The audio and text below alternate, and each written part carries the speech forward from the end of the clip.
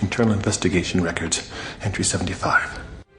Tracking shipments of ground-to-air Patriot missiles to client countries. Now running up the numbers on TOW missiles.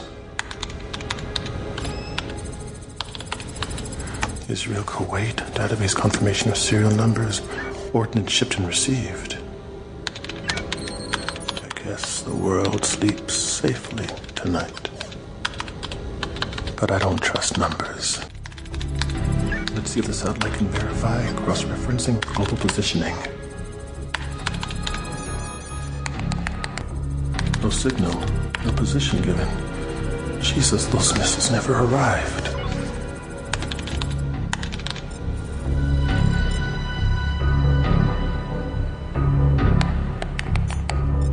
One of my own. Give me a name. Cerebus. That's a deep black project. Bypassing security codes. Someone removed the transmitters. Where the hell are these weapons?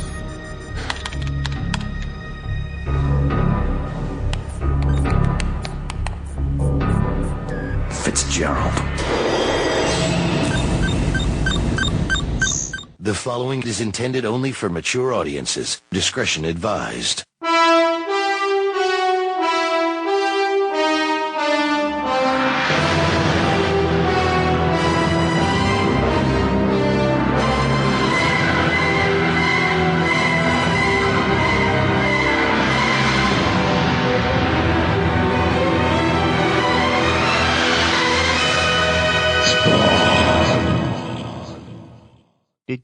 Oh, no, that's the ending. My bad. Let's see. How should I bring us in? Did you listen to the most recent one with Matt at the back end? Nope. He started doing the do Spawn. Yeah, no, I'm not doing that. I'm trying to think how to bring us in. Welcome, my spawns and spawnettes to Spawnometer. That work? With some editing, I think. Yeah, but fuck with it. Do some of that weird shit you do. Why don't we have Fitzgerald shake hands with Mr. Ramir? They're such old friends. What are we really looking at here? A traitor, Mr. Bergen, and he's about to be dealt with. What some men will do for money is a travesty, selling missiles to a known terrorist. The voice? The voice is even easier than the visual, Mr. Wynn. Psychological profile? Paranoid, delusional. It reads like a Greek tragedy. Shame how quickly a man can crash and burn. Splendid observation, Bergen. I suggest you keep it in mind should you ever be tempted to shop your skills. I am aware of your reputation, sir. Of course you are. Your fee has already been wired. So what are we reading today? So today we are being tortured with issue 22 of the Almighty Spawn. What do you think of the cover? It's real basic. I feel like Todd did this one in 10 minutes. You just throw a skull and spawn around it. Mm-hmm. By this time, I feel the covers are getting a little lazy. My intention was to do like a top 30 Spawn covers for the 300th issue anniversary a few months back. And the Spawn covers are just so samey. I was really struggling. And that's part of the reason why it still isn't out, is I was just really struggling differentiating them enough to actually do a ranking. Some of those early ones were pretty good. As you said, we were talking for like an hour before we started working on the episode. And so I've been staring at this cover for most of that time. And I do appreciate all the little twisty things that he's doing with the cape. But it also looks like something you'd probably knock out pretty quick, like you said. Oh, yeah. Dude, this was definitely done at a con. This was a commissioned con piece, probably. Look at the skull. Dude. I mean, there's no background. We got little like squeaky star things. I think the colors Todd. dropped in there. Step up your time. Oh, wait a minute. He dedicated this to Frank Miller? Yeah, I suspect that was because of Batman Spawn. Oh, that's right. That's right. Yeah. It was actually out a little bit after this issue, I think. Let's see. This one came out June 27th, 1994. This is Spawn number 22. Just for comparison, the 5th issue of Pit came out the same month, Supreme number 13, and Youngblood number 6. That was the return of Rob Liefeld after his brief sabbatical from comics in his first Youngblood issue, if I recall correctly. So who was number 1 on the top 40? I didn't go that deep into it. We need Mac for that kind of shit. Probably like Veruca Salt. 94? Nah, I'm just fucking with you, dude. Not even close. Volcano so Girls we start really this can't issue. I swear So we start this issue in a office environment with a man ferociously writing. I believe his name is Joe. How do you say his last name? Sakic or Sakic? Yeah. I'm just going to call him Joey Sacks. And he's furiously accounting. Oh, that's right. Oh, that's right. He's the accountant, right? That's right. That makes more sense. Scribing like crazy. The accountant for Tony Twist? Yeah, I can never keep this straight because sometimes he's Don Dracula. I always think Tony Twist, even though the lawsuit says otherwise. Yeah. And when I'm reading the issue, the most current version is Vito Gravano. Nobody's going to fucking remember that shit. So it's Tony fucking Twist. Okay, I was going to say, I like Tony Twist. That just works better for me. It's a much better mafia name than it is a hockey player name. I have, Tony the Twist. Spawn freaks out Joey Sacks here. Joey Sacks has a lot of info of the criminal organization because Spawn's there to get some information. But now, was this a lead up to find information on Terry, or was he just trying to find information on Tony Twist? I don't remember issue 21 well enough to tell you. Oh, okay, my bad. I think that shit's been going on in Spawn alleys. The mafia is always fucking around with shit there. So I have to assume that was what it was about. Going after the accountant is straight out of the Untouchables. Untouchables. I'm about to say, what is Sean Connery? If they bring a knife, you bring a gun. If they put one of yours in the hospital, you put one of theirs in the morgue. That's how you get Capone. Hey, it's a good movie, man. I love Untouchable. Really? I thought you were like, you know what I hate? You know what really grinds my gears? I was waiting for a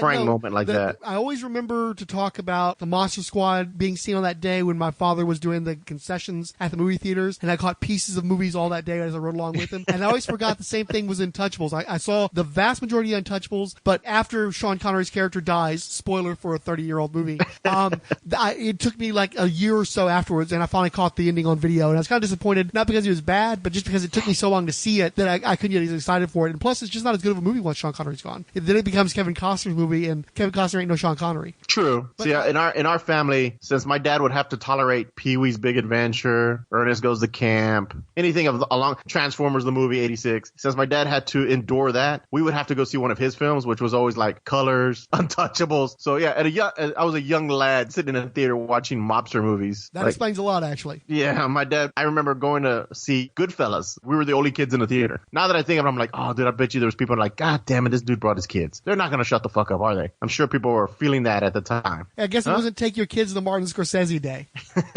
Hey, we got dragged to go see Apocalypse Now in the theaters. Oh, damn. Actually, the one very vivid moment or memory I have is my father taking us to go see Lawrence of Arabia, which is a beautiful movie. Beautiful movie. And I remember at one point looking at my father and saying, I have to go pee. And he looked me dead in the eye and said, hold it. It builds character. That was a nugget of knowledge passed down from Pops. So I was like, okay. And then, as soon as intermission hit, dude, ran to the John as fast as I could. That movie has a special place in my heart. Yeah. I will say, too, Untouchables has one of the best theme scores of any movie. Oh, yeah. I love it. And it's one of those ones where if I'm walking down the street and I want to feel cool, that'll just start playing in my brain.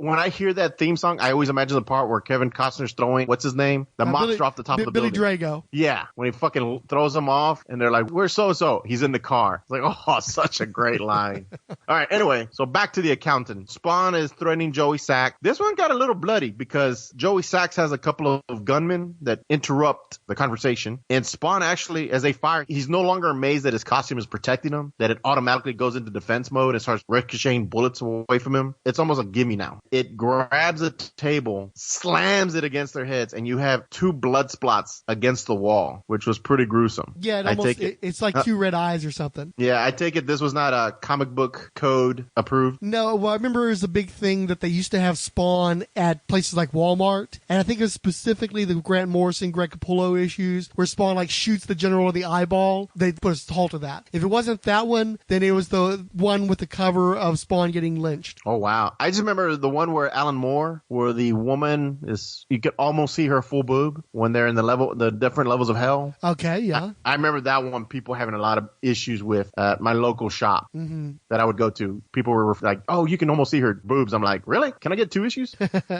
One for each. Joey Sacks goes in to reach into a safe while Spawn is admiring his cape's work, and he pulls out a folder that apparently has stuff on Terry. Well, it's supposed to be, this file's on Terry. Terry. I'll be borrowing this one for a while, Joe. Thanks. Apparently, he was keeping tabs on Terry? I was a little confused. And again, I don't remember 21 either, so. Next, we go to Twitch and Bullock. Bullock? He looks like Bullock from Batman. He really is. It's true. I've always thought so. Every time I see him, I immediately think of Bullock. So Bullock is eating a donut, and I gotta admit, with this art, he was getting a little experimental with like the fly's eyes, and you see the fly on the donut, and Bullock's about to eat the donut. This one was a lot wordy too. Lots of words for a Spawn comic. Sam and Twitch just follow up on a lead, so there isn't much. Oh, that's right. His name is Sam. Yeah, no worries. There isn't much going on there, but they still talk a lot. But then you get to the Jason Wynn page, where it's another one of these sequences where it's Jason Wynn in a dark room with a window that's like multiple stories tall. Then everything else is just blackness and words and words and words. It's a fucking novel over here. No.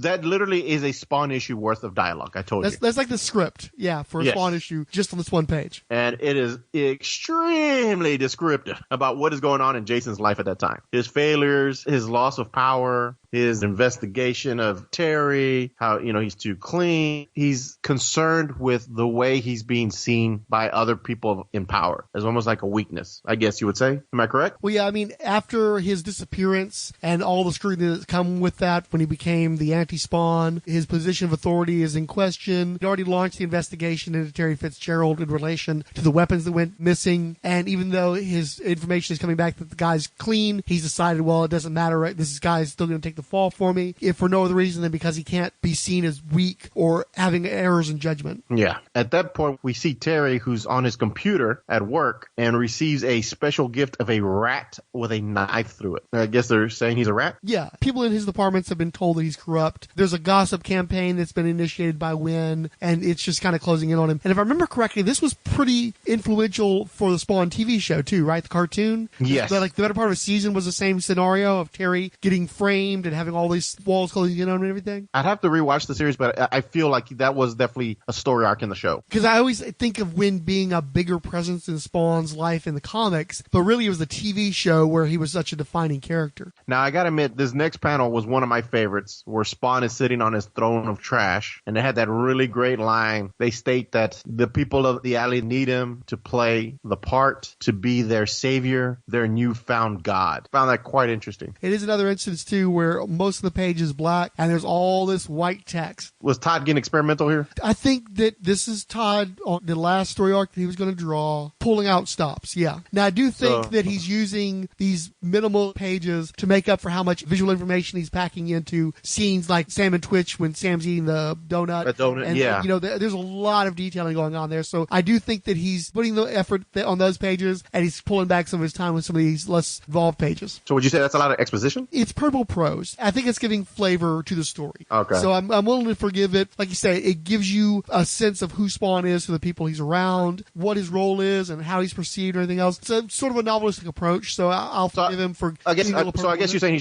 he basically is just trying to flush out the characters more. And the world itself, yeah. I can agree with that. We now see Tony Twist walking with a professor, and they're discussing our favorite overt kill and how they're rebuilding him. And this is what, the third time they've built him? At least, yeah. Yeah, I'm starting to lose count. I'm trying to figure, this isn't the same scientist that's got the brother that works with Youngblood, right? I think so, dude. It looks like him. Okay. It makes sense. It's around the same time frame. Yeah. Overt Kill got this cool thing where he's strapped down with belts and wires and tubes. I thought he was just a head and the body was its own machine. You just have to connect his head to it. Because we already have him floating around just as a head. I caught a little bit of Teen Titans Go to the Movies the other night. Cyborg can do the same thing where he shoots his head off and everything. I do think that maybe a lot of the Cyborg from Teen Titans Go came from Overkill. So he does have some kind of a legacy. Well, so Tony wants Overt Kill ready because it seems like he's going to get rid of 2 rats at one time. I think they make a big point of stating that Tony Twist is in a similar position as Jason Wynn, where he's being perceived as weak because he's lost all this money and he's lost all these resources to this vigilante in this alleyway. All the shit where he had to rebuild Overkill from scratch and everything else. So he needs a show of force to reinstate himself and his role in his own sphere, just like with Wynn. So I guess the running theme of this is men in power are feeling threatened because their power is being challenged. But everybody's being threatened. I mean, Terry's being challenged. Eventually, through Terry and Terry's family. Spawn's getting challenged. That's right. He's being threatened as well. Yeah. That's his Achilles heel. Terry's in the house. He's nervous. His wife and daughter have gone out of town to visit family. They're going to visit Grandma Blake. Grandma, that's right. He has 2 G-men in the driveway. Protection detail, Before you go too far, though, you forgot to mention what Spawn realizes when he's reading the folder that he got from the accountant, that Vito thinks I'm Terry. Oh, that's right. So that's why Overkill is being sent not after necessarily Spawn specifically, but after Terry Fitzgerald. That's right, because he thought that he was Terry. And at this point... Oh, and one more thing, too. Huh? In the sequence with Tony Twist, he also makes a point of mentioning that the other matter he needs to deal with is they're going to whack that clown. This story, The Hunt, is taking place parallel to the Violator miniseries. And so that's a whole other power play that's going on, off to the side that we're going to deal with fairly soon. Gotcha. These mobsters jump out and machine gun the 2 G-men in their vehicle. Or there's a gun battle. Terry gets out there. He's helping in the gun battle. I don't know why it's CIA agents operating in the United States, but the CIA has staked out Terry's house, and then the mobsters show up to go after Terry. But I thought they were his protection. No, they're not his protection. They're fucking watching his ass. He's a rat. And I misread that. Yeah. So what ends up happening is that when the CIA sees the gunman from the mafia, they try to stop him, but they're outgunned, and then Terry shows up with his own gun, and it becomes this big crossfire. The mobsters kill the CIA agents. Well, we realize that once Terry is in the yard, he gets up there, both CIA agents are dead. Well, and Terry's smart enough to actually take cover, and he's got an actual assault rifle where the 2 CIA agents just had fucking Berettas or some shit. So they were totally blown away by assault rifles. And then the mobsters are like, oh, and we've kidnapped your wife and daughter. Come to the alley at midnight or we're going to whack them. Not realizing that they're okay, but this is pre-cell phones, so they're inaccessible while they're out with Grandma Blake. And now we have all this dialogue again. Just blah of dialogue. Blah of what's going through Terry's mind. Sounds of sirens drawing closer, and the neighborhood starts to peek through their curtains. Terry does the only thing he can think of. He runs. Well, okay, it's a black man with an assault rifle and 2 dead CIA agents. I mean, I'm no bullshit. What the fuck else are you going to do? True. Well, I mean, yeah, you've just gotten threatened. You think your family's been kidnapped. I'm sure a million things are running through his head. I mean, they wrote it all down. And next we see Spawn in his alley on his throne of trash, where he's being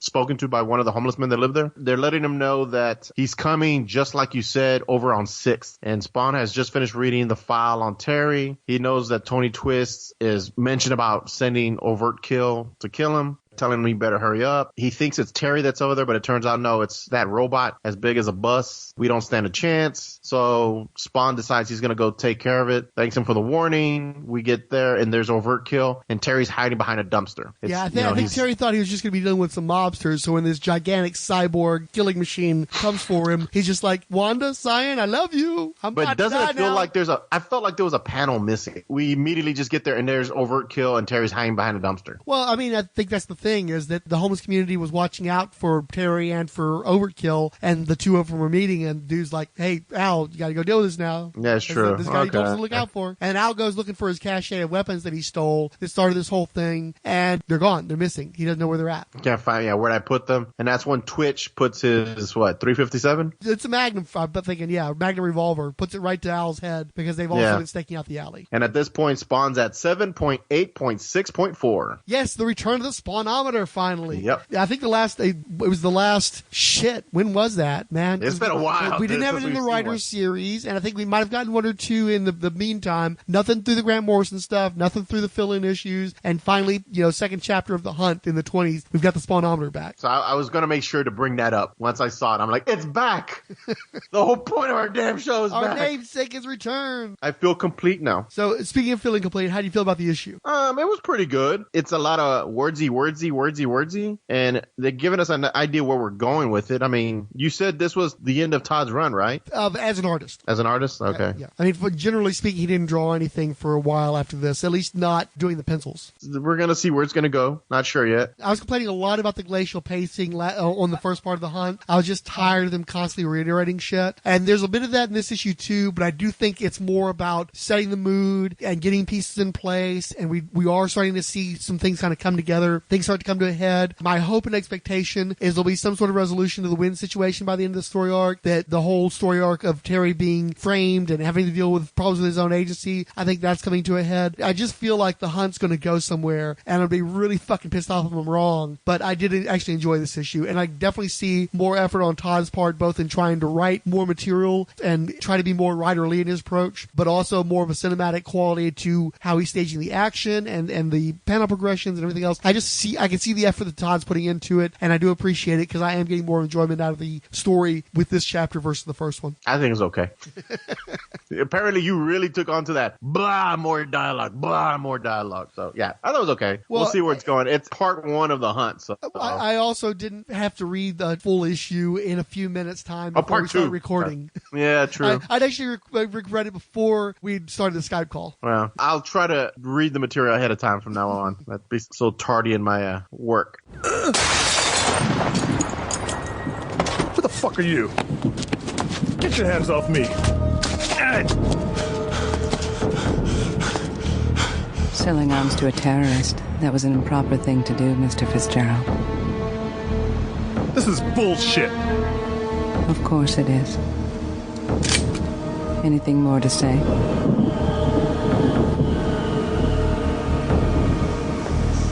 You can't just... You just resisted arrest.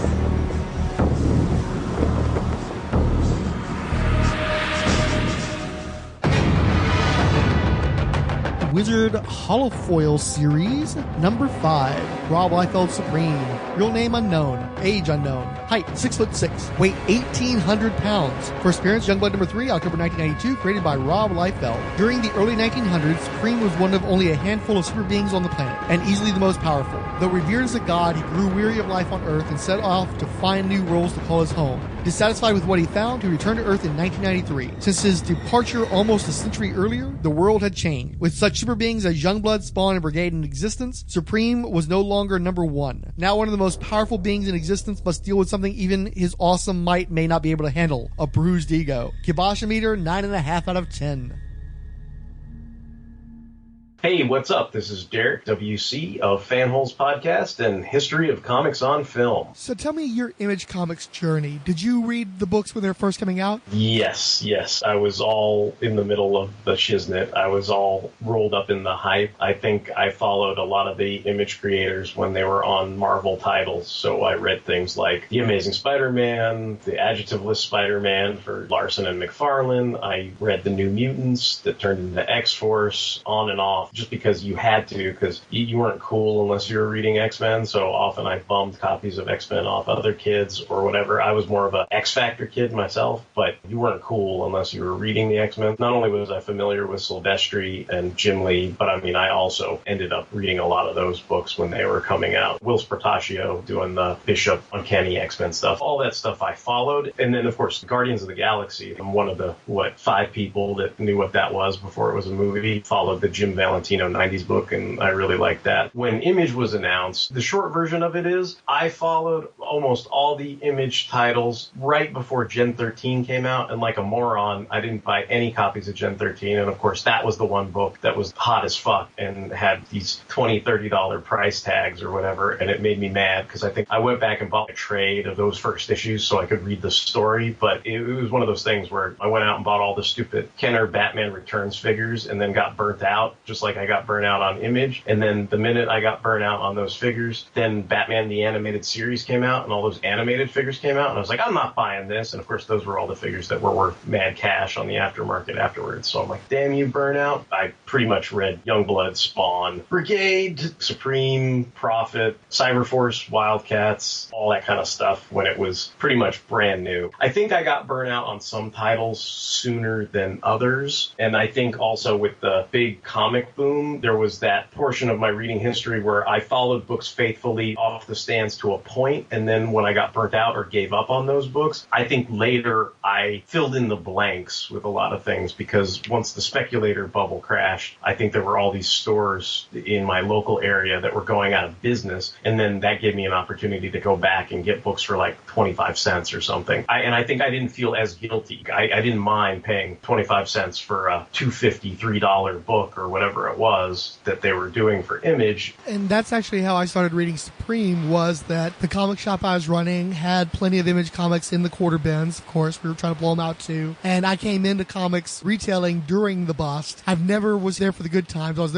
always there for the bust. So like you, I'm also an anti-influencer, getting on the stuff that does not go over. And Supreme just won me over because I enjoyed that take on a Superman type character. So that was also my course. And to this day, you know, one of the reasons why Spawnometer exists is I can go and pick up Image Comics back issues for on the cheap for 50 cents, for $1. You can't necessarily do that with almost anything else, but the Image stuff was just so pervasive. A lot of it's so undesirable, they can get a pretty good deal on it. Yeah, I guess if you want to specifically look at my Supreme trajectory, I think I stuck with that book for a pretty long time. I'd say up until or maybe past the 20s, depending on who was writing it or who had to facilitate certain story points. Since he originates from Superman, sometimes they went back to default niceties of a Superman trope, whereas you'd think if they were really exploring somebody who viewed everyone but himself as a genetic abomination, that there would be certain story curves that would have taken place. Sometimes they went with that, and sometimes I think just for the ease of having a easily wrapped up crossover where everybody shakes hands and winks and says goodbye, sometimes they didn't do that, I think. Nothing had a pretty bow on it when it came to Supreme, just like you said. I feel like the first 6 or 7 issues, the stuff where Brian Murray was exclusively doing the pencils, doing this, I want to call it like, what if Rob Liefeld tried to ape the style of Neil Adams or something? Like, I don't know if that's a good mesh or comparison or whatever, but I feel like that's the vibe I would get when I read those early issues of Supreme. It's got all that early installment weirdness, I guess is the trope they call it, but for some reason, that seemed to have a lot of promise and potential, and I was curious where it was all going to go, and I think it just came off the rails after that. I think now I'm old enough that I recognize all the tropes beyond just Superman. Early on, I was just fascinated because I liked Superman. Sometimes I would follow whatever the Superman pastiche was at the time, and Supreme was no exception. Even though Chrome talks and has dialogue and things like that, I always kind of view Chrome as his doomsday or something like that, but I guess in reality he'd probably be more like a Mongol or something like that. I think but that's still, exactly right. That was my read too, that he was sort of a Mongol. I remember just enjoying everything that led up to that. They're not quite as elegant as Alan Moore's parallels. It's like Zachariah Grislock or whatever is not quite Darius Dax, and they're both Lex Luthor, but they're both kind of not Lex Luthor. For me, I was fascinated reading those. I think that's why I point to those first 7 issues, because I feel like that's the purest of the Superman concept. After its launch on December 4th, 1992, Supreme had some production delays. The second issue didn't arrive until March 16th, the third on June 29th, the fourth on July 20th, the fifth on September 7th, and the sixth on October 18th. However, by number 7, released November 15th, 1993, the book was on a fairly consistent schedule, one of the very few Image comics that could claim that. 8 issues in just over a year for an Image comic was pretty damn good. The cover to number 7 was provided by Art T-Bear, who was moving over from the X titles to Image Comics at the time, particularly working with Extreme Studios to promote his upcoming book Black and White. He did another pinup that appeared in an issue of Supreme that was really excellent. As a Superman type, guest artists probably had an easier time figuring out who Supreme was for pinups, so more of his personality shows up in his pictures, and he tends to, seemingly to me at least, draw a higher caliber of artists for those pinups. Jason Pearson provides one for issue number 6, Mike Wieringo for issue number 8, Kevin Maguire on number 9, and Han Win on issue 10. Issue number 7 picked up with the cliffhanger involving the Star Guard, a super team from the future that claimed to be the children of Supreme. It's a big Legion of Superheroes riff. So the Star Guard show up in those first couple issues and they warn Supreme of something. It's the Mon-El clone. A Superman type called Valen, the one that most resembled Supreme but had black hair. The, I guess, essentially Supergirl clone, whose name is Probe. A white-haired young woman in a revealing outfit, red with some gold highlights. And then the rest of them are, I want to say, like Brainiac 5s, because it's like there's a female diehard, there's a cougar. The Youngblood member, looking more like he did in his promotional image from Marvel Age when the character was intended to be a member of the New Mutants. Who I'm assuming is not the cougar, but a future cougar or something. And it's funny, too, because to me, Cougar always looked really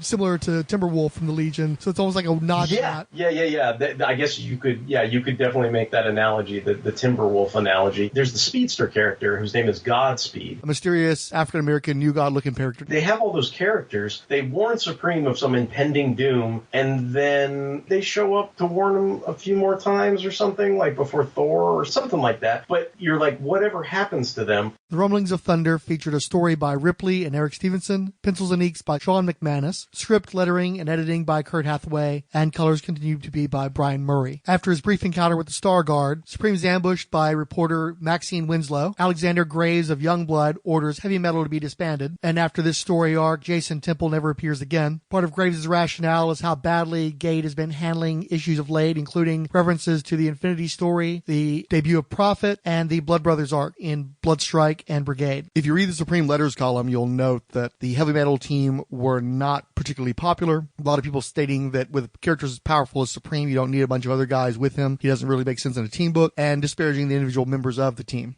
One thing that I thought was frustrating too is Supreme lacked for people that should have realistically been able to challenge him. What bugged me is like you set up Heavy Metal in the first issues, and then you have Alexander Graves from Youngblood show up, and as best I can tell, Jason Temple is a Max Lord type who runs Gate Industries, and Graves is like, Heavy Metal's no more, and we're cutting ties with Supreme, and they just leave it like that, and those guys never appear again, and yet these are guys that were supposed to have been able to go toe-to-toe with Supreme for a while, especially Skyhook or Skyhook, whatever the hell. Oh, yeah, because he had the blade that could cut his skin and all that stuff. And he presumably, he's one of those many alien races that Supreme encountered in his exile or something, right? That could have been something worth exploring as well. And instead we get 4 issues of Supreme fighting Thor. Yeah. In the Extreme Comics universe, Thor is an old enemy of Supreme's going back to World War II. He had worked on the side of Germany, but now was seeking Hitler, who had betrayed him and trapped him in the mountains since the 1940s. Supreme is uncommunicative at the most basic level, not even telling Thor Hitler is dead, which would have likely ended the fight that ran for multiple issues. The story continues into issue 8, The Final Fury, this time with a sole story credit by Ripley, but otherwise the same creative team. Number 9 carries over the same writing team, but the art is now by Brian Murray and Chris Ivey. We also find out that sometime around 1979, criminal genius Zachariah Grislock began a 14-year stay in prison, eventually working with government entities out of boredom, while awaiting the hoped-for return of Supreme. With Supreme back, he breaks loose and returns to his secret lab under Fort Knox. Supreme and Thor have a punch out until Thor gets dumped at Gate Industries.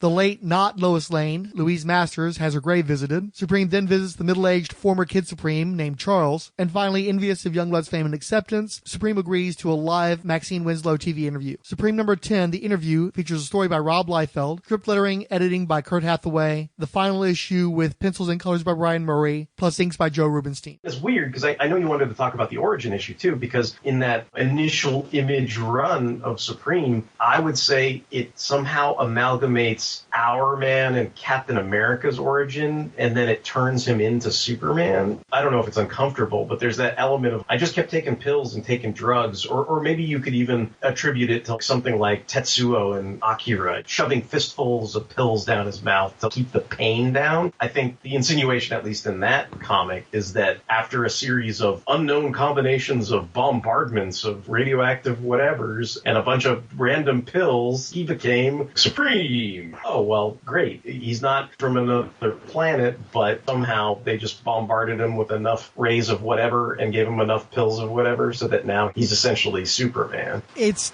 definitely a kooky as fuck origin. And of course you got the ties with Prophet because it's still Dr. Wells, and you've got all the weird eugenics stuff in there. And it's like, okay, so wait, did you, like you said, did they just kept throwing shit at the wall against all these different subjects, and he was the only one that it took, but I guess they didn't write down the particular mixture? I mean, what the fuck is even going on with Supreme? That's why it reminded me of Captain America. The formula that made Captain America's shield can never be reproduced. And it's like the formula that created Supreme could never accurately be reproduced because of reasons. So nobody was keeping track of that shit, I guess. But I think the Legends of Supreme gives it a little more nefariousness, and he wasn't just some guy giving up a high-paying job or whatever to serve his country. The Legend of Supreme is an upcoming mini-series that sheds more light on Supreme's origins. But as we understand it initially, he was a volunteer to a government program in 1939. He is exposed to all these different catalysts, and eventually he becomes so powerful that he refuses to continue to be studied by the scientists because he's just too much of a Supreme being to be bothered with that trifle. In 1939, Supreme is publicly identified as the first of his superpowered generation to appear in this century, being the 20th. He would go on to make essential contributions to the Allied war effort against the Axis powers. Even the Obesian significance of modern media, the news, to political figures and the like, it's weird to me how many openly antagonistic journalists there are in Rob Liefeld comics, not the least of which is Maxine Winslow of WABC, who is constantly trying to ambush Supreme and have all these very aggressive interviews blaming him for the death of her father at the airport when the terrorist struck and all this kind of bullshit. I feel like if you're going to make a Superman pastiche that is egocentric and arrogant, that's the twist, then this twist is he had a Lois Lane that apparently was really nice to him and gave him a lot of good press back in pre-World War II, and then she's the one who gets killed by Zachariah Grislock. But then you've got Maxine, right? And it's almost like, what if, this might be an oxymoron, but it's like, what if Lois Lane was a bitch? Or what if Lois Lane was a reporter out for herself? Or what if Lois Lane blamed Superman for the death of General Lane or something like that? That's the kind of twist on Lois Lane that they're doing there, I feel like. I mean, that was my take on it. It's interesting you point out the media thing, because, I could see that maybe now more so than ever with how much access we have to creators and people on social media, like I could see that. These clickbaity assassination articles on guys like Rob Liefeld. So you could see maybe why there'd be that distrust of a figure from the media. But even when she sits down to interview him, I don't know, how are you supposed to take that interview? He's upset because people don't remember him. Because I think what triggers him to agree to do the interview, even though he's been blowing her off the whole time, is that people seem to pay attention more to the Youngbloods because they're constantly on the 24-hour news media cycle, right? And he's like, oh, well, I need to get in on that action, so I'll agree to do this interview. And then he shows up and gives the semi-standard, with certain aspects hidden, of his backstory origin interview. And then he basically says he's a god. And then it's like one of those things where that's kind of a good idea, but you wish if it wasn't an Image comic or a Liefeld comic and somebody was actually exploring the ramifications of a Superman-like figure saying he was a god, you'd want to cut to like the Giffen guys. Didn't they have that like Church of whatever it was with all the cyber guys and stuff? Or Covenant of the Sword. Yeah, I'm not saying you have to make it a real organization. Like, I'm not saying you have to have like the Roman Catholic Church go, we got to send Overkill after Supreme or some shit. But something like that, those guys, maybe they could say, well, that's blasphemous or whatever. We're going to send a bunch of people after him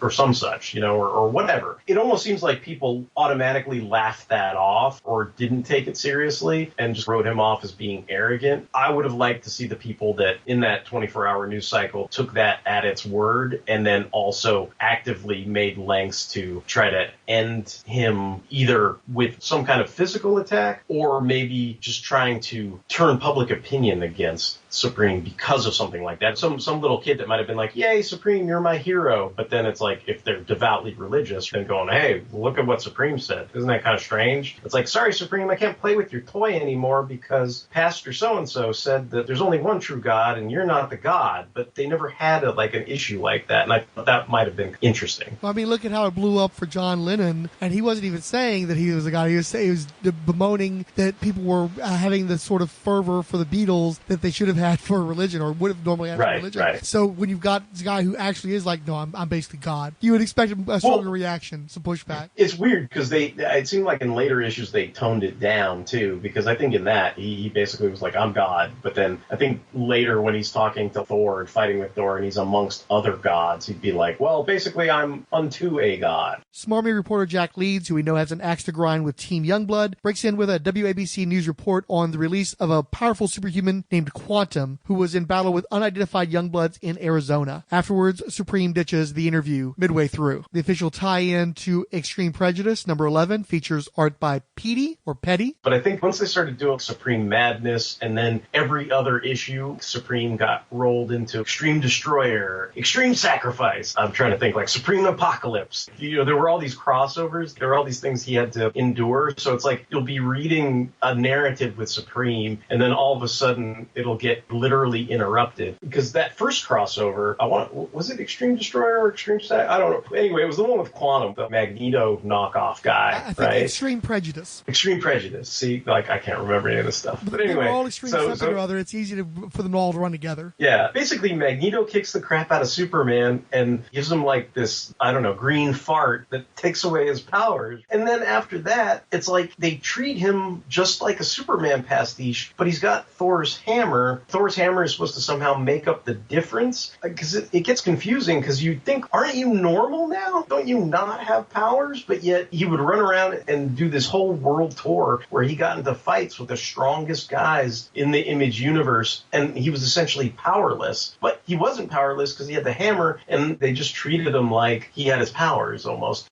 Because Quantum is able to fuck with Supreme's powers in Extreme Prejudice, do you think that there's any way of explaining Supreme's powers having something to do with the electromagnetic spectrum? But he goes through space, so right, it doesn't make any sense, right? There's no way of explaining this shit. No, I don't. I mean, it's a good idea, but then unless there's some kind of kooky, like Loki made a universal electromagnetic spectrum or something, like, I don't know, but they don't say anything like that. So Supreme number 12 features a Liefeld story. McManus, Nocon, and Rapmund on art. Fourth build Kurt Hathaway writes, letters, and edit. The depowered Supreme lands in a South American jungle. He uses Mjolnir, 2 L's, to fly back to Washington, D.C. He shakes down the minor villain Simple Simon Simpkins in a bar for info on Grislock's whereabouts. We're given the origin of the Zachariah Grislock feud, basically that he had been working on inventions that could have led to the hydrogen bomb. Mobsters came into his business and tried to either kidnap him or steal the plans, I'm not sure which. Supreme was flying by, interceded. The Hoods ended up blowing up the company. Supreme saved everybody who was in the building, but then when the nature of the secrets that Grislock had came to light, they were taken as evidence by the feds. Zachariah Grislock's business was basically ruined. His plans were stolen by the government, and he's hated Supreme ever since. And to that end, he thinks he's concocted a solution that will take away Supreme's powers and allow him to be killed by a mech suit he's created called the Supreme Slayer. Issue number 13 is by the same creative team. Supreme is struggling with his hammer, but because he doesn't have his Supreme powers, the concoction of Zachariah Grislock doesn't have any impact on him. He can't lose powers that he's already lost. Supreme tries to use Mjolnir on the Supreme Slayer, but the armor is impervious to its impacts. However, a lightning is able to destroy the cooling unit on the device. Grislock gets smoked out of it. The suit itself is ultimately destroyed. Grislock is about to be executed, but he uses his knowledge of physiology to bait Supreme with the promise of saving his powers. Of course, he instead sets a trap, intending to kill Supreme. Doesn't really work out that way. The impression I was under was that when Grislock had tried to assassinate him by supposedly using Thor's hammer as a conduit to restore his powers, and then as you said, he goes nuts, and there's an explosion in the lab. It kills Grislock, which is extremely anticlimactic because they have this whole build-up where he's a serial killer Lex Luthor who's waited 50 years to get his revenge on Supreme, and then he dies in an explosion and he's never seen again. And you're like, what the fuck? You're just waiting for that to get reversed. Supreme Madness Part 2 is by Rob Liefeld with art by Dan Fraga. Writer, letter, editor is still Kurt Hathaway. Simple Simon tortures and kills Horace's brother Ronald for Grislock's location. Horace is the underling that's been working with Grislock since he broke out of prison. Union was more of a Wildstorm character, if I remember correctly. I remember Texeira did the Union Image miniseries, and I think they were, like most of the people that ended up in Supreme's world tour in Supreme Madness, he was also, in his own way, Superman-level pastiche. I guess Supreme Madness tried to pair him up against other Image characters that were quote-unquote heroes that would have been a reasonable match for him. I buy that Union would be that. Even in Deathmate, they tried to pull him in as the ace card or the unaccounted factor that nobody had thought of. You know, they kind of just recently created him, and then they were like, hey, check out Union. It seemed like he was a nicer character than Supreme was. I don't ever think he was arrogant. He was more like the fish out of water character, from what I recall. Oh, hey, I'm on Earth. I need this human girl to show me around and show me the ropes and show me what to do or whatever. And then he had some kind of, I don't know if it was like Thor's hammer or what, but he had some kind of otter pop that glue with Kirby Crackle or whatever that was like blue that he carried around or whatever. So I don't know if that was like, I'm trying to remember. I don't remember if that was like the source of his powers or whatever. And he does encounter Supreme in Supreme Madness, and they have a skirmish or an encounter. But like most of those were all characters. They had their own creators, their own books. You couldn't do anything of any lasting change to any of those characters. So most of those battles, I think, just by default had to end in a draw. He shows up, he's talking to his lady friend, she's still trying to show him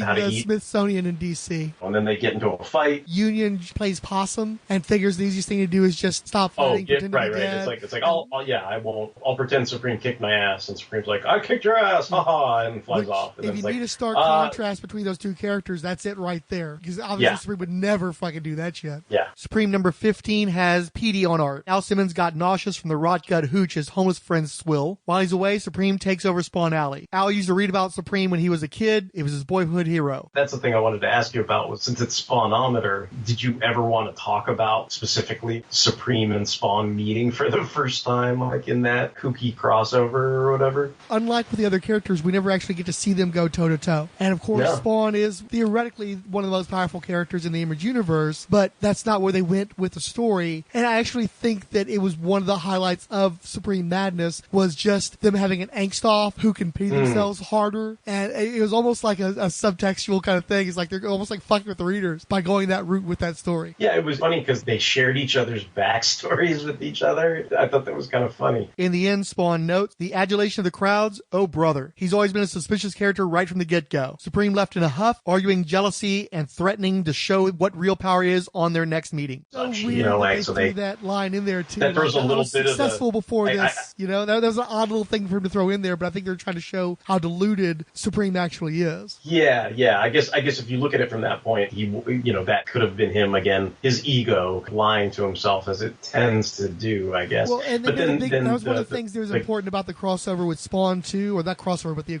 Supreme's post Spawn, is when he's relaying his story to Al Simmons. Al was a fan of Supreme. He grew up reading his comic books, and that was like his hero. And even Al's like, no, they didn't throw a party for you when you left. They were always suspicious of you. And even Al, who doesn't strike me as being a particularly like a history buff or anything, but even Al knows that this guy's full of shit. So how deluded is this dude? How much is he a legend in his own mind before anything he actually accomplishes? Supreme number 16 has Norm Rapmund note art. Skywatch deploys a Stormwatch team to search for Crazy Pants after a tip from Union. Supreme detects their cloaked vessel and attacks. He causes so much damage the city demands Stormwatch evacuate from the area. Supreme is pushed off the ship, landing on a Central Park carousel. Meanwhile, Sybil Simon assesses Grislock's secret base under Fort Knox. Stormwatch ultimately became the Authority. Stormwatch was the Homage Studios Wildstorm, the JLA Watchtower-ish United Nations super team or something, if I can remember all the names of the characters. I think they decidedly wanted to have more of a international flavor, because I remember the big bruiser, his name was Fuji, and he had the red sun on his face, the Psylocke-looking chick. It's like Psylocke with like inverted colors, where she's got like white skin and blonde hair. Like and Diva, right? Yeah, I guess so. All that stuff is super eluding me. And then, was it Battle something? Battalion? Battalion? Yeah. Battalion, the leader, right? Yep. The head honcho or whatever. And then didn't they have some kind of dude that was, I guess, Martian Manhunter on the JLA cartoon, like DBZ, like scouter thing, where he was the Watcher or the Storm Watcher or some shit? Like they had him in the satellites. He looked like the dude from Cloud City, the action figure from Empire, Lobot. Yeah. Fuck, I can't remember his name right now. In the satellite telling guys what to do. Yeah, he was the guy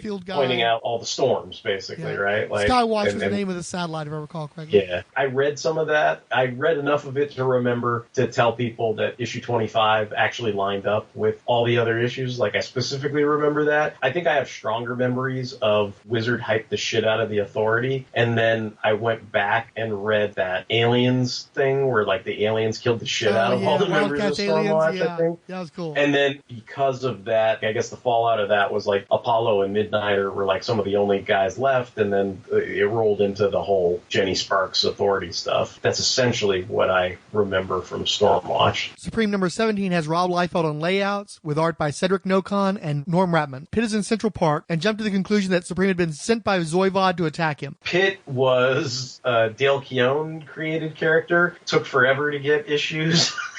He was an alien. I'm trying to remember like what his relationship was with the kid's name was Timur, wasn't it? Yep. I have the Build-A-Figure, that huge ass freaking Pit figure. Like everybody goes crazy over that, and it comes with like the little Timmy or whatever, the little kid and everything. I feel like I bought maybe 3 or 4 issues, but they took forever to come out. Like how many issues of Pit were there? If I recall correctly, somewhere in the neighborhood of 19. 19? Yeah, I know I didn't read it for that long. I'm sure I had at least like the first maybe 4 or 5 issues or something like that. The other thing that I remember was weird was for a while they kept trying to pimp him, much like his appearance in Supreme Madness, because Pit books weren't necessarily coming out on a timely schedule. I think they didn't want people to forget about Pit, have the heat of whatever Pit was generating die down. So it seemed like they advertised him in a lot of crossovers. And then what I specifically remember was originally he was slated to be in the Deadly Duo miniseries. It was the Larson written thing where it was like basically the arrogant Batman and his idiot Robin or whatever you want to call it. And then it ended up being Maul from Wildcats, I think, if I'm remembering that right. Because I remember there were ads originally where it was like, dude, check it out. Pitt's going to be in the next Deadly Duo. And then I don't know if it was some kind of rights thing or something weird or whatever, but at some point it ended up becoming Maul, I think. It's one of those weird things because Image canceled most of the second tier books, the Shaman's Tears, Trencher, Tribe, all those guys. And Del Keown was always afraid that he was going to be chopped. And eventually he jumped and formed Full Bleed specifically because he was afraid of getting chopped. He'd rather leave rather than get pushed out. And yet, if you look at Image Comics, it was clear that they loved Pitt and they wanted to take advantage of Pitt. And you never saw any of those other guys in other people's books, but Pitt was all over these books. So obviously there was some demand. They made the figure, so obviously there are people out there that have a fondness for the character. I remember reading some of the early issues, but other than he's an alien and he has some kind of weird dreamlike tie to his little kid friend, he ran around doing the Terminator biker look. That's essentially what I remember of Pitt. Supreme 18, the final chapter of Supreme Madness, has layouts by Marat Mychaels, pencils by Cedric Nocon, and inks by Norm Rapmund. Fighting for 2 issues. Once Pitt recognizes Supreme as a hero of the Creed, he relents in his assault. Supreme then passes out from exhaustion, wakes up hours later to his senses. He's attacked by an armored-suited flying Simple Simon, and you got this fucking Simon Says guy who's like another crazy Lex Luthor wannabe type guy who's raiding all this shit going after him. Thinking, I'm like, Simon Says was probably supposed to be like a psycho toy man. Simple Simon was his name. And then he finds Grislock's lab and all that stuff. He's able in stopping Simple Simon by Pitt, who vowed further service as needed to repay the debt owed to Supreme by the Creed. Supreme resents the help and captures Simple Simon on his own. There's the issue where Pitt idolizes him because Supreme saved his entire planet. But then there's that funny bit of dialogue where he's like, oh, I just broke up that meteor for like sport. You know, I didn't mean to save the planet, but oh, whatever. It would have been cool, but I don't think they ever really did this. But to see what his exile after World War II through space up until quote unquote modern times in the 90s, sort of see that, because to me that sounds like something I would dig, just given my predilection for outer space stuff and Superman stuff and that kind of thing. It was always just his backstory, and I remember being really interested in the backstory, whereas I think it was like just nonstop battles. It's like he fought Thor, and then they did the Supreme Madness thing, which now I realize you ripped off Thor Blood and Thunder. What? They went into this whole thing where he was fighting like every Image character. I have that pestering thing in the back of my head. Supreme didn't have his powers. He just had Thor's fucking hammer. And is that a true match between him and Pitt? Is that a true match between him and Fuji? How the fuck does he punch Fuji and he goes flying when the hammer is what's powering him? Like, I don't get it, but that's apparently what was going on. And the same is true of, I think, of Union. I was trying to read up to remind myself of what happened during the course of these stories and everything. Even at one point, I started convincing myself, I'm like, oh, he must have his powers back by now. And I'm like, I know what happened, even though they didn't say it. When Zachariah Grislock makes him go mad, he must have restored his powers, but the cost of that was he went mad. But then that's exactly right, though. That is what happens. Or it seems they're not clear on it. They don't. No. Because if you read like some of the dialogue in some of the later stories where he fights with Thor and Thor wants his hammer back, if you read the dialogue, he'll actually say, if I give up this hammer, I won't have any powers. Jesus. Okay. I read through Supreme Madness and I stopped there. That's what's weird is I thought like what you thought, because I was like, oh, he must have his powers back by now, because look at the way all these people are punching him, the way he's punching them and everything. So you being an action figure guy, how did you like the bit that Dan Fraga did in 14 with all the toys? Oh, yeah, that was cool, because I don't even think I knew that, I wouldn't have known about like Goku at that time, but you could see like a little Goku, and you could see like, he was giving nods to like all the Image guys and stuff like that, so that was a pretty cool bit, I think. I like that. They even worked Dr. Zaius in there. They had a Xenomorph, a Mask figure, Optimus Prime. Neil Adams was the greatest artist of the 70s for most people's reckoning. And obviously he had his school going into the 80s where you had all these guys who were trained under him and had similar styles to him. But I think that there was so much Neil Adams content that was put out, and a lot of it story-wise had the same problems that Image had, where it wasn't really up to snuff in terms of writing, that it became a cliche to have that Neil Adams look. And Brian Murray, I think, was very clearly of that school. So is Michael Nasser. And so when Nasser came back in the 90s, you could see that he was very much borrowing elements of Rob Liefeld's art stylings and from Frank Miller as well, the whole chiaroscuro effect. And I think with Murray, it was more like the way that Mark Silvestri went from more of a Buscema type guy to taking on more Jim Lee-isms. He was already the artist he was going to be, but he hyped himself up to feel more imagey. And I feel like Brian Murray did a similar thing with Supreme, where he took a lot of that cross-hatching from Image, but he was still very clearly that Bronze Age classicist. And I think that worked really well for Supreme. Yeah, I mean, I think I would say I would get disappointed when the art style would change up in those early issues, because I think I came to expect that style. Something that approximated Rob Liefeld, but also that Neil Adams-y sheen with the cross-hatching and the way the figures looked and all that kind of stuff. And then Shawn McManus and Cedric Nocon, Norm Rapmund, much more cartoony, more exaggerated look to it. Or like the Spawn thing. It was, what was that guy's name? Pedi? Right? Yeah, man, that was some weird looking shit, because he'd have stylistic I qualities. kept looking I'm like, how did Supreme get that gigantic spit curl or whatever that is? Every single character looked like an overinflated balloon. Yeah, the art style is the art style, but some of those images I looked at where it was like funny because it's like they didn't even draw any detail. It was just like a figure with a spit curl, and that was supposed to be Supreme, and I was just like, okay. At that point, I kind of missed the Brian Murray stuff, I think. So did you ever warm to any of the more cartoony guys? It's interesting because sometimes I forgot who was working on it. I know there are things that Shawn McManus has done before this and since this that I enjoy. I'd say like even Dan Fraga or Norm Rapmund or whatever. Like I could point to things where I've been like, oh, I liked his inks on such and such, or I liked his work on such and such. As far as in the context of this, it's one of those things where some of those styles are so vastly different. You could tell it was done to keep a schedule. Going from Rapmund to Pepe to Fraga and then back, it was like, oh, they just wanted to do this Supreme Madness thing and just get it out on some kind of schedule or something. So they had like all these divergent styles in the same story arc. I'm not going to damn that, but then I think I would have preferred, regardless of whether the style was cartoony or not cartoony, I almost would have rather had Pepe do the whole thing or Rapmund do the whole thing. There were issues where early work of Todd Nauck, I think before or around the same time he was doing the New Men, oh, if you're going to do that, just do that. But it seemed like there was always a new, different guy doing it, even though a lot of the explanation for what was going down in those last 35 issues of Supreme was super convoluted. That last 5 or 6 issue story arc from Valentino, I think he did at least the layouts or something like that. I'm not saying the art was fantastic, but it was at least consistent. There were 6 issues worth and you went, oh, okay, this is a story arc. It looks the same or whatever.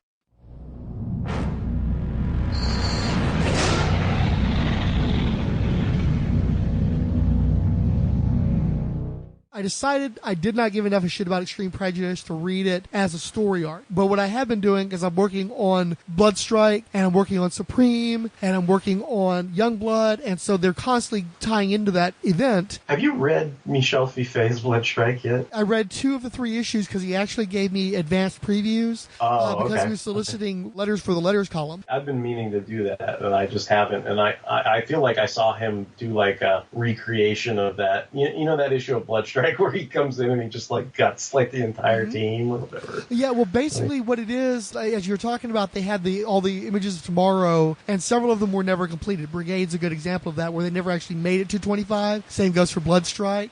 Fife is such a Giffen fan, and that run of issues that were written by Giffen were so much more interesting than anything else that was around it, that he went in there and he filled in those gaps. So he did a 0 issue to explain some of the stuff that Giffen alluded to, but never got fully resolved with regard to Deadlock. And then he did an issue 23 and 24, and 23 was really about finishing out the story arcs with Tag and how she had basically a zombie venereal disease and shit. Then there's a final issue that's about Bloodstrike Assassin, and because Fife provided us those preview issues of the first 2, and me and Mac got together and basically formulated a letter in response, and of course, it being me, of course, it was a more critical seeming letter, but with compliments. Mr. Fixit really loved those Giffen issues of Bloodstrike, and so he's going to finally get to resolve the story arcs by reading the Fife stuff. One of the things I made a point of doing is, since I had not ever read I'd never read a single issue of Bloodstrike before he got in contact with us, so I decided, okay, I'm going to read these issues in absence of anything else, without any knowledge of anything else, and respond to it as somebody who's completely ignorant of the material. And so I'm looking forward to going back in through the podcast, rereading those issues, and seeing how they fit within the Bloodstrike story. Just from what I can remember from reading them the first time, I know that there's a lot of stuff that he gets involved with where he's going to get deep in the weeds, and so I'm looking forward to seeing how that stuff syncs up and how he basically finishes out those story arcs. So yeah, definitely worth checking out. Spawnomaniacs include The 108 Sage, Adriano, All the Pouches and Image Comics Podcast, Amanja of the blog Amanja Reads Too Much, Dr. Ange, Bubba Bam, Between the Pages, Cash Flag, Christopher Bush, Derek William Crabb, Debache, Delvin, Dr. G Nerdologist, Ed Moore, El Romero, Eli, Eric Borden, Estupor Profundo, Gene Hendricks of the Hammer Strikes Random Geeky Stuff, Giant Foam Dick Hat,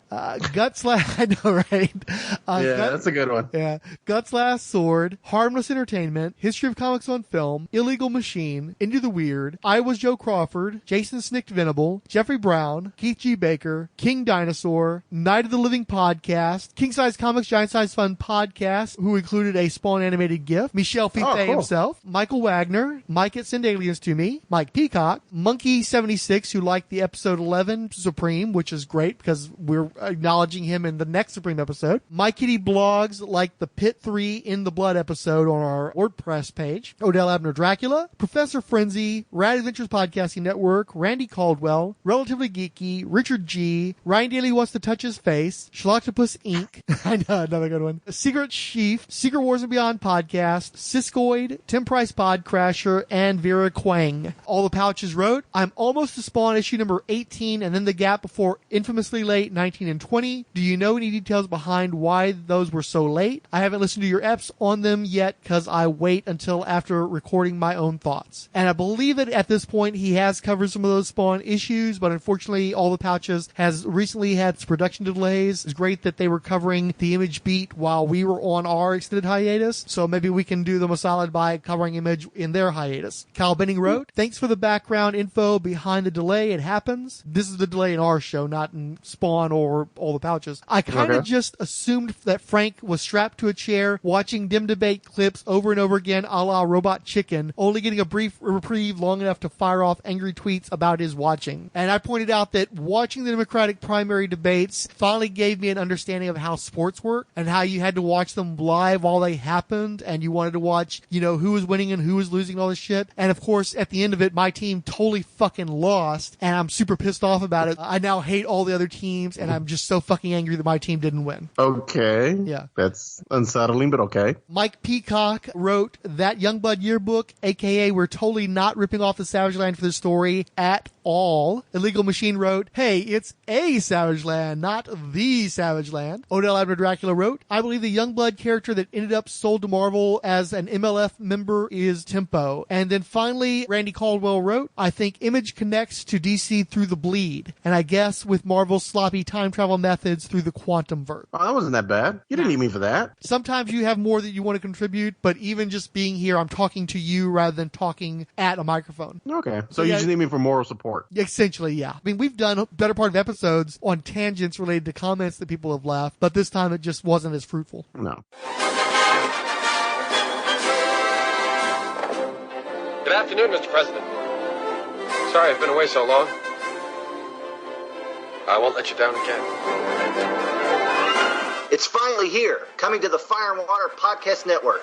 General, would you care to step outside? It's Superman 2 Movie Minute. Chris Franklin and Rob Kelly are back to discuss 1980's Superman 2, 5 minutes at a time. Superman faces his toughest challenge when he squares off against Lex Luthor and 3 villains from the planet Krypton. Superman 2 Movie Minute, proud member of the Fire and Water Podcast Network.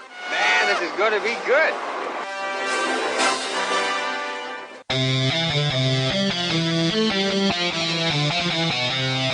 Once upon a time, 5 friends who met on the Bot Talk Transformers forum set out to develop a podcast dedicated to their various interests. Transformers, science fiction, fantasy, and comic books. Part fanboys and part assholes, they came to be known as the Fanholes. Their unbridled enthusiasm for podcasting did not end there, and soon enough, their proper podcast spun off into the Fanholes network of podcasts.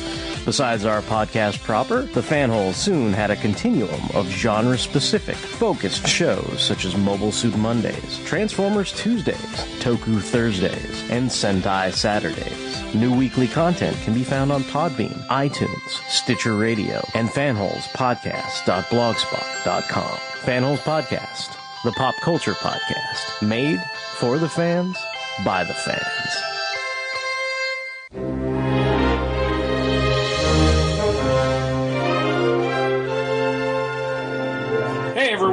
Michael Bailey.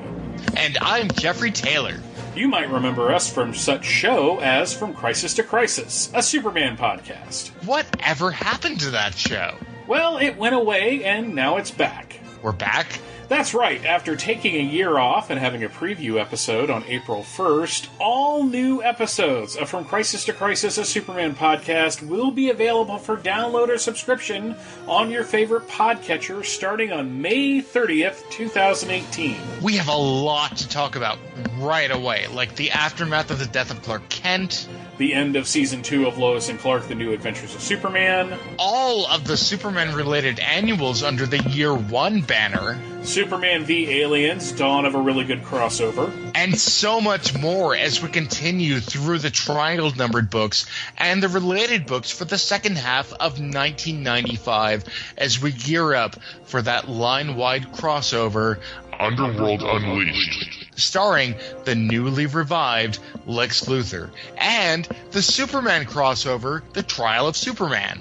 And right around the corner, there's a wedding and a major change for both the costume and powers of the Man of Steel. There's a wedding? Who's getting married? Plus, the side titles, miniseries, and one-shots that we've been really excited to tackle. From Crisis to Crisis, a Superman podcast, covering the post-Crisis on Infinite Earths era of Superman. New episodes drop on Thursdays. Mostly. Unless they don't, but there's usually a very good excuse. Show notes, images from the comics covered, and back episodes can be found at www.fortressofbaileytude.com. This is a fan-produced, not-for-profit podcast. No copyright infringement is intended, and any use of copyrighted materials believed to be covered under fair use. If you don't agree, you can go straight to hell!